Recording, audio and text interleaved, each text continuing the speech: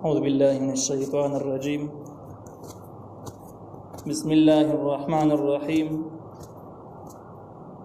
بالبينات والزبر وأنزلنا إليك الذكر لتبين للناس ما نزل إليهم ولعلهم يتفكرون. سورة النحل 44 نمبر آیت. دا 44 نمبر آیت کې د مخکې چې کوم د پیغمبرانو ذکر راغله د هغې وضاحت او د مخکې د ارسلنا سره تعلق دی. نو الله تعالی وایي بالبینات والزبر، دغه پیغمبران موږ را لېږلي په واضح دلایلو سره او په کتابونو سره. بینات نه مراد یا معجزات دي او زبر نه مراد کتابونه دي، او یا بینات عقلی دلایل او زبر نقلی دلایل، یعنی ښکاره ثبوتونو سره خلک رالو پیغمبران شو. زبور چې کوم دی دا زبرتون نه اخیستلی شوی دی. زبرتون د اوسپنې ټوټې ته ویلی کېږي او سورت کهف کې به د دې بحث راشي. لیکلو د هم زبر ویلی کېږي په دې اعتبار سره چې دا لږ لږ لیکل را جمع کېږي، لکه څنګه چې د اوسپنې ټوکړې خلک را جمع کېږي غټ شی ته جوړ کړي، دغه شان د لږو لږو الفاظو نه غټ کتاب جوړېږي. بیا زبرون او زبورون دا کتاب ته ویل کېږي او زبرتون دا لیکلو ته ویل کېږي. نو دې ځکه کې زبور نه مراد کتابونه شو، آسماني کتابونه. نو الله تعالی وایي دغه پیغمبران موږ را لېږلي بالبینات په واضح دلایلو سره، والزبر په صحیح کتابونو سره، آسماني کتابونو سره. وانزلنا موږ نازل کړی دی الیک تا ته ای پیغمبره، الیک الذکر تا ته ای پیغمبره نصیحت لره. ذکر یا دهانی یاداش نصیحت او په اتفاق د علماء د ذکر کې د مراد قرآن دی چې قرآن ته نازل شوی دی. لتبین للناس دې دپاره چې ته بیان کې خلکو ته ما هغه څه نزل الیهم چې نازل شوی دی دوی ته. لتبین کې د نبی علیه السلام د راتللو هغه مقصد ذکر کېږي چې نبی علیه السلام زندگی دې دپاره تېرېږي به انسانانو په منځ کې، د مسلمانانو په منځ کې چې کوم کتاب د اسمان نه نازل شوی د هغې وضاحت خلکو ته وکړي، تشریح ورته وکړي. ولعلهم یتفکرون او دې دپاره د خلک فکر وکړي. دې ځکه مفسرینو لیکلي دی چې د پیغمبر دو مقاصد ذکر شو، آسماني کتاب تشریح کول او دویم په خلکو کې داسې خلک پیدا کول په انسانانو کې چې هغه تفکر والا خلک یتفکرون چې فکر کولی شي د الله تعالی په دین کې، د الله تعالی په مسایلو کې، په نظام کې عقل او فکر لري، داسې خلک پکې پیدا شي. تفسیر احسن کلام وایي چې د دې نه مراد مجتهدین دي، چې پیغمبران دې دپاره راغلل چې د قرآن وضاحت وکړي او په دې خلکو کې داسې باصلاحیته خلک تیار کړي چې هغه مجتهدین وي. نو که پیغمبر نه وي نو هغوی د اجتهاد په ذریعه باندې مسایل معلومولی شي. دا قول د تفسیر احسن کلام دی، کوم چې یو سلفي عالم دی 9 جلده کې کتاب لیکلی دی، تفسیر لیکلی دی. دغه احسن کلام لیکي چې دا آیت چې کوم دی لتبین للناس ما نزل الیهم ولعلهم یتفکرون، د دې نه ولې صریح معلوم چې د نبی علیه السلام سیرت او د نبی علیه السلام سنت دا بیخي د قرآن وضاحت او تشریح ده. د نبی علیه السلام اقوال افعال د قرآن وضاحت او تشریح ده. او دې باره کې د قرآن یو بل آیات او یو حدیث هم دلیل شته. الله تعالی نبی علیه السلام باره کې فرمایي چې انک لعلی خلق عظیم، تا د الله تعالی لوی اخلاق درکړي دي. عائشہ رضی الله تعالی عنها تاسو چې د اخلاق څه قسم اخلاق د نبی علیه السلام هغه وته بس قرآن د نبی علیه السلام اخلاق او قرآنی تعلیمات څنګه دي تک شاده د نبی علیه السلام کردار تک شنه کې عمل. نو دې معلومه شوه چې د نبی علیه السلام تمام احادیث د قرآن وضاحت او دا مسله د معلومه شوه چې واځي په عربی په ګرامر او په اصول باندې ځان په یو سره د قرآن مقاصد تر رسیدل ممکن نه دي. درسو پر نبی علیه السلام رهنمایي به کې موجود نه وي. دغه شاندار رد شو په هغه خلکو باندې چې کوم د احادیثو نه انکار کوي، منکرین حدیث دي. د اسلام خلاف چې څومره فرقې او څومره منسوبې دي خلکو جوړې کړي دي په جدا جدا نومونو باندې او په خو نومونو باندې. په هغه کې فرقه د منکرین حدیث هم د ډېره زیاته مشهوره ده. منکرین حدیث دی وایي چې د دې دعوت په دې انداز باندې ده، باطل گمراه خلک دي، د اسلام نه بهر دي. هغوی وایي چې موږ مسلمانان موږ بس د قرآن اتباع کوو، د احادیثو اتباع به نه کوو، نبی علیه السلام سنت او حدیث ده به نه منو. او وایي ځکه چې موږ خو د الله بندګان د نبی علیه السلام بندګان خو نه یو. اوس دې ځکه کې دا چې موږ د الله په منو دا ټکی روغ دی خو د نبی علیہ السلام نه منو او ځکه چې بندگان دا دلیل چې د ګډ وډ څنګه ګډ وډ دی د چا خبرو منل په دې معنا سره نه چې په دې بندش پرې بلکې د نبی علیہ السلام خبره موږ هم په دې معنا سره مونږ چې د الله پیغام را لګل په دې معنا سره نه چې موږ د نبی علیہ السلام بندگان په دې معنا سره خو نه دی نو دوی د احادیثو منکر دی دوی وایي چې سم احادیث چې دي نو دوی وایي دا احادیث زموږ لپاره دلیل نه کله وایي د عجم خلکو سازش زګج د احادیث زیات عجم خلکو را جمع کړي دي کله وایي دا بده دا یقیني نه اعتمادي نه دي او دا سه مختلف قصې دي خو اصل کې دې کو پر د پاره لار جوړي دغه کفري عقیده چې کومدان یو خور دي آیت خلاف چې الله تعالی نبی عليه السلام فرمایي چې تمادي د لپاره لګلې چې خلکو ته د قران وضاحت وکي لتبين للناس ما نزل اليهم د قران وضاحت ورته وکي هغه ته وجه حدیث دلیل نه دی نو بیا قران وضاحت بس چې کسي کې نبی عليه السلام په حدیثو کې چې نه مونږ چرته به مونږ بل ځای پښتانه بیا نو دغه د دې آیت هم خلاف شو د بل آیت هم خلاف دي چې الله تعالی فرمایي وما ينطق عن الهوى ان هو الا وحي يوحى نبی عليه السلام بارک فرمایي چې نبی عليه السلام کوم سوي رضان نه وای دا د وحي شوی وحي وتکی نو اوس کوم سړی چې حدیث نه منم زګه چې د الله بنده يم صرف قران به منم او د نبی عليه السلام تعلیمات باندې عمل نکوم هغه د قران هم مخالف او د قران دشمن دی او د وجماني مسلمان کې دی نشي د دې بصیره ساده پښتو کې د مثال هم طویل شي چې د مسلمانان یو اسلامي رهبر او اميري سړی راپورته شي چې یاره زه دغه رهبر مشر منم خو دغه رهبر چې څومره خلک دي څومره عدالتونه دي څومره نظام دي څومره خلک دي د یوم نه منم نو هیڅ وکړي ته او خيار سړی نشي ویل ځکه چې دا مشر نه کشر نه مانی نه مشر د کمزګي نه ته مانی د کشران خو د مشر لګول بیا هغه مشر پیغام هم راولي چې دغه زمانہ مایندار د خبره واورته نه وسیم نه اورم نو بده من عام خلک ویږي چې نه دا باقي سړی دا ګډوډ سړی دا ټیک سړی نه دی دغه څنګه قران تایید الله تعالی په خپل باندې وکړ د نبی عليه السلام تایید وکړ چې د خبره واوري د آیاتونو په دې باندې دلیل دي په شان کې ډیر زیات احادیث او نورم شته آیاتونه نورم شته او داغي باوجود د دعوا کول چې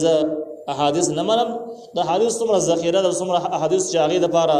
الله تعالی د محدثین پیدا کړي چې د خپل ځان نه زیات د حقیقي خیال ساتل د خدمت یې کړي دي هغه نه انکار کول د اسلام نه بهر یو بل لار اختیارول دي د ځګن کې مفسرین لیکلي دي احسن کلام باندې باندې ډېر تحقیق کړی دی او دا وایي چې د ځګن کې معلومه شو چې د انسانانو د لپاره د مسلمانانو د رهبرۍ لپاره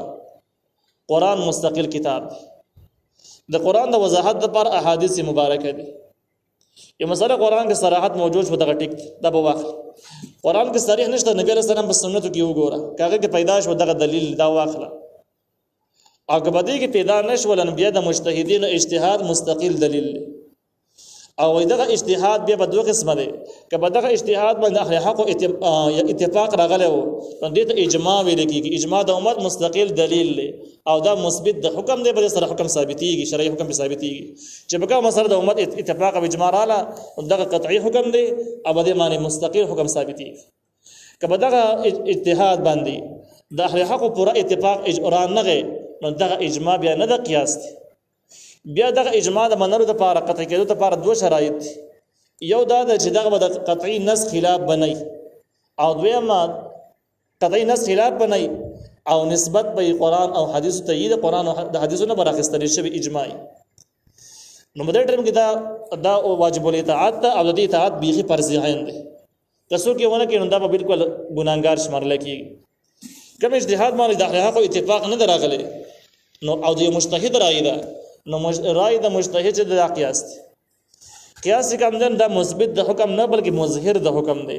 یعنی د حکم ثابت نه بلکې د حکم ظاهر کو د بل حکم د بل ځګینه تا مثلا نقل کړل د قیاس په اعتبار سره را دی وړل نو دا قیاس دی او دا مظهر د حکم دی مثبت نه دی دا تحقیقات شو د دینی مسائل او دا تحقیقات تفسیر احسن کلام ذکر کړی د دې آیات لاندې دا هم سلفی لوی عالم دی دا ور دي ځګینه پورې د شرعي دلایل پاس دین اخو بل مضمون شروع کیږي او دغه مضمون تعلق د تخفیف دنیاوی سره دی مخکې د دین بحث روان دی د شریعت او د سره د اسلام د مخالفین او اسلام مخالفین چې کوم څومره دي چې بخکارا مخالفین دي سازشي خلک د تدبیرونو چلونه جوړي دا غي د پاره د اخرت د عذاب ذکر وړاندې وشو چې دې خلکو ته الله تعالی د اخرت عذاب ورکړي په اخرت کې به ذلیل او رسوا کی نو زیات خلک د سې چې هغه په دنیا باندې نظری چې زموږ دنیا خاينو اخو جارسن چری ګناونو خراب کړي او داغه په فکر کې صرف دنیا د بس یو اهم شی اهمیت لري نو بده ځکه نه د دې خلکو د اصلاح لپاره تخفیف دنیاوی ذکر کیږي چې کدا سو په دین باندې عمل نه کوي او په تیر د اسلام خلاف سازشونه او منصبې لري نو بیا تاسو په خپل باندې سوچ وکړئ د دین د چاري د الله تعالی دی خاص دین مخالفت د الله تعالی مخالفت شو اوس دا سوچ وکړئ چې آیا د الله تعالی د چلونو نو تاسو په امن شي چې په کوم ځای کې ناس یو د اسلام مخالفت کې بدقه ځای کې د الله تعالی برزمکه کې کته ومنډي نو پامن نه بیری نه دغه شان د کې پزما کې ونه منډلې خو ته سفر ته روان شو سفر کې په بل طریقه باندې الله تعالی تراونی ولی یعنی په بیماری سره راونی ولی په قحط سره راونی ولی په اتفاقی حادثو کې راونی ولی نو آیا ردی نه متپامن کې دي نشي پامن کې دي نشي پامن کې دي الله تعالی جره مخه تک او دین یو منه ځکه دین نه منل د الله تعالی قهر او غضب ته دعوت ورکول او قهر او غضب ته دعوت ورکړي دا حالت به د باندې راځي چې چل بدل باندې کېږي بیا نو ورستانو تقریبا 3 آیاتونو کې دغه خلقو د پاره تخفیف دنیا به ذکر کیږي الله تعالی امن الذين مكروا السيئات ان يخسف الله بهم الارض آیا بیری بشي هغه کسان مکروا السيئات چې تدبیرونه کوي بد تدبیرونه دادي چې د انسان د آسماني دین مخالفت کوي او د مخلوق ژوندۍ ته خطرې جوړي مصیبتونه ولاړي مخکې موږ دې معنی بحث کړی د مکر السیئات بد تدبیر او فساد د دوه یو شی دی او فساد او مکر السیئات خلاصه ده چې د مخلوق چې کم د انسانانو چې کم ضرورت دی هغه مخکې رکاوټونه جوړول یا د انسانانو چې کم مقصد دی هغه مخکې رکاوټ جوړېدل مصیبت جوړول دا دوه فساد کې داخل دي او د انسان مقصد د الله تعالی رضا او جنت دی او ضرورت دنیا ده نو دین د پاره رکاوټ جوړېدل یا د دنیا د پاره جوړېدل دا بد تدبیر کې هم راځي فساد کې هم راځي نو کوم کسان چې بد تدبیرونه کوي چې هغه د مخلوق ژوند ته خطرې جوړي یا دین ته خطرې جوړي نو آیا دا بیری دي ان يخسف الله بهم الارض جل تعالی ومنډي پزماګه کې زمګه کې ترخه د قارون بشانت کې او ياتيهم العذاب یا ورتراش عذاب من حيث لا يشعرون دا هغه طرفونو نه جدي خبرم نه دې طرفونو ناراش لکه د مکی کافرانو د سمرو هغه باندې هم دغه شان عذاب راغی چې دوی خیال مغه ته نو د طرف نه راغی عذاب او هغه د چې دوی په بدمعشۍ سره د پوره وسایل سره د 1000 جنگي ځوانانو سره بدر تزان نه ورساو او خیال دا چې مسلمانان یو څو کسان دي او 1000 ور باندې ډیر زیات دي حالته کې صرف 314 کسان چې هغه سره وسایل د نش برابر دا سنگین سزا ولا ورکړه داسې بيدرغه او وجلو او گرفتار کړه جرون ته واچول شو دوی په خیال کې د عذاب را نه دوی د پاره مستقل عذاب دوی په خیال کې نه راتلی سبوش او دغه څه وسره وش او ياخذهم يا ونس دوی لره فی تقلبهم بغردل را ګرځیدل ټیم کې تقلب سفر تم ویل کیږي تقلب چې بستر کې پروت ډډه بډډه کیږي تم ویل کیږي نو یا ونس دوی لره فی تقلبهم په وخت ګرځیدل را ګرځیدل یا ډډه بډډه کېدو کې په دا ټیم کې راونس سفر باندې تل یو بس ظالمان په مسلط شي ظالمان په پنجه کې راشي او څنګه سزا ولا ورکی ډاکوان په مسلط شي غلا بل څوک زورور خلک یا دغه شان په دغه سفر کې خطرناک بیماری راونیسي یا د سخت خسارې شکار شي او مصیبت کې راونیسي نو بل ټول حالات کې فما هم بمعجزين دوی نشي عجز کولای الله تعالی لپاره چې دغه عذابونو مخونیسي الله تعالی عذابونه غواړي دوی مخ ته دی مخونه سي الله عجز کی او عذاب رانش د سینې کیږي فما هم نريد به معجزين عجز کون کی الله تعالی درجه خپل اراده نه واړي د سینې شي او ياخذهم يوم سدوي لره د کافرانو لره اعلی تخوف ولګلګ کمیدل سره تخوف مشهور معنی دوی دي تخوف یری تمویل کیږي خپل معنی دا د خوف نه خستل شوی د یری د هم وي پاره کی نو په دې صورت کې معنا ځنې مفسرون د ذکر چې او ياخذهم یا ونس ځنې کافرانو لره اعلی خوف د بار د یرور د نور خلق یو قوم باندې عذاب راشي بیا علاقه باندې انور خلک دی په ویره ولې شي چې سم شي که دین باندې عمل نه کوي د عذاب تاسو در منتقل کېدی شي د دې لفظي معنا راځي مفسرین اخیستل لیکن دا قول زیات مضبوط په دې وجه نه دی چې ابن عباس رضی الله عنهما او دا شان امام مجاهد دا لوی مفسر دی وی تخوف چې ګندې نو دا د بنو حذیل په قبيله په اصطلاح کې دا لګ کمی درته وي او په دې معنی د عمر رضی الله عنه یو واقعیا هم مستقل دلیل عمر رضی الله عنه ته په دې ځکه کې شک راغی چې دا او یاخذهم على تخوف بسمانای نو بس راغه مسجد نبوي کې خلک صحابه کرام ناس دي د مانځ ټیم دي منبر ته وخت دا قول چې کوم نه سعید ابن المسیب نقل کړی دی او چې کله منبر ته وخت نو خلکو نه تاسو کې دار ته وایي چې د تخوف څه شته ویل کېږي د دې آیت څه معنی کوي او یاخذهم على تخوف ټول خلک خاموش چا سونه د بني حذیل قبیله نه سړی پاسې دغه ورته ویلو چې دا تخوف چې کوم دی زمنګ د بني حذیل قبیله په اصطلاح کې زمنګ په لغاتو کې دا لګ کمی درته ویل کېږي یو شی لګ کمیږي پمنډه باندې ختم نشي بګړې لګ کمیږي په قلار بیا ورو ختم شي یو دم ختم نشي نو دې ټینګه وته عمر فاروق رضی الله عنه ته ویلو چې تاسو په تخوف دغه معنا سره اخلي آیا تاسو د عربو شاعرانو د شعرونو شته چې دغه نمنګ اندازو ولګو چې تخوف لګ کمی درته ویل کېږي نو دغه کس وته ویل او مسره د ابي بکر الحزيلي اشعار مو سره شته چې باغ د تخوف په معنا د لګ کمی درته سره دی نو عمر فاروق رضی الله عنه ورته ویل چې یاره د جهالت چې څومره شعرونه دي ادب دي دغه یاد ساتي زګه په دغه شعرونو کې په دغه شاعرانو په شعرونو کې د قران د الفاظو وضاحت موجود دي او په دغه اشعارو کې د عربی کوم لغات دغه صحیح معلومیږي لہذا دغه اشعار محفوظ ساتي چې د قران وضاحت معلوم دا معنی نه چې مسائل ته معلوم مسائل نه د عربی ژبه ته معلومه کو لغات ته معلوم دغه واقع نه معلومیږي دا چې د عبد الله ابن عباس رضی الله عنهما قول او د امام مجاهد رحمه الله قول مکمل مضبوط قول صحیح قول نو بیا د زمانہ شو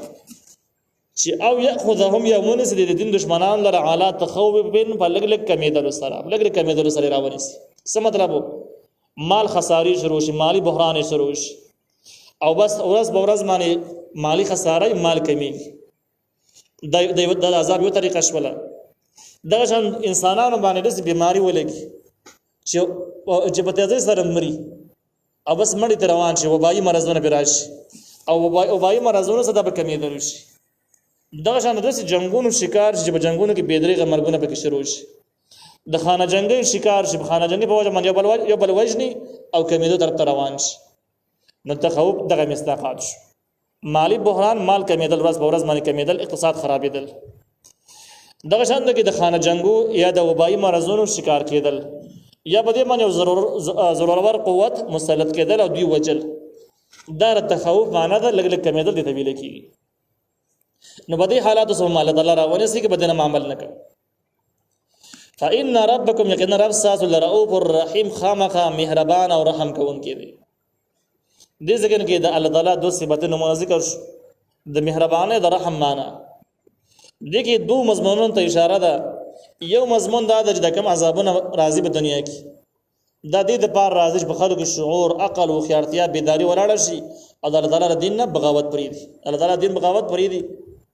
بده کې خیر دی دا کار الله تعالی زکه چې بده خلکو خپکیږي د بغاوت مخکې لاړ نشي ټول خلک بی دین او گمراه هر دنیا نه تیر نشي نو بده وجه د الله تعالی احسان او مهرباني د چې لګ عذابونه په دنیا کې راضي د خلکو د خیار ولې د پاره ډېر خلک د سې دین سخت مخالفت شروع کړي عیاشي په حاشیه کې او په غټو غټو اجتماعاتو کې په ډاګر زنانو سره په شریک باندې ګډيږي او من کې شعور دی شعور راغی شعور لاړ شعور دغه شته نه ویل کېږي شعور ګناهونو کې اور ډوبېدو ته نه ویل کېږي شعور ته ویل کېږي در دلالت عذابونو نه سړی ویریږي د دین د مخالفت نه لاس واخلي د عمل ته شعور وي نو د عذابونو تقاضا هم دغه د خلکو شعور راشي او د دین د نافرمانی نه لاس واخلي او دا عذابونه هم دې طریقه باندې راځي چې ستاسو رب مهربان او رحم والا دی چې ټول خلک گمراه نشي خلک خيار شي دویم د ترغیب د توبې ته چې تاسو رب مهربان او رحم والا دی نو دې کې ترغیب چې توبې ده چې کچا څومره ګناونه هم کړي نو توبې دروازې کولاو دي الله تعالی معاف کوي رحم به کوي مهرباني ور سره کوي او توبې قبول ده خو توبه دی وباسي نو په دې ځکه کې د شیطانانو هغه وسوسې چې انسان په ذهن کې بیا عجز یاره ته د بخلو قابل نه او ستا ګناهونه دې چې توبه وباسي معاف کېږي نه توبه دې قبلېږي نه هغه شیطاني وسوسو توړلې پرې کې شیطان د گمراهۍ انداز هم دسي دی تلبیس ابلیس په دې باندې ډېر تحقیق کړی دی چې اول انسان ته یو ناجایز کار خسته او روح خپل ښکار کړي چې دا کار وکړه ستاسو لپاره پیدامن دی ستاسو ضرورت دی او چې کله هغه کار وکړي نو بیا شیطان ځي خوش او سخی په خیمانه کې چې ډېر غلط کار دی وګورئ دومره غټ جرم دی اوس ته معاف کول اړوي نه دومره غټ کار دی نو اول به جرم وکړي به مایوس کی جرم کول هم جرم دی خو بیا مایوسی دا غي نه بس غټ جرم دی ځکه چې د الله تعالی د رحمت نه امیدي ته ځان له کفر دی نو بده ځکه ګویا چې د امید هغه مضمون دی چې حضرت مهربان او رحم والا دی نو لہذا توبه دروازې کولاو دی په الحال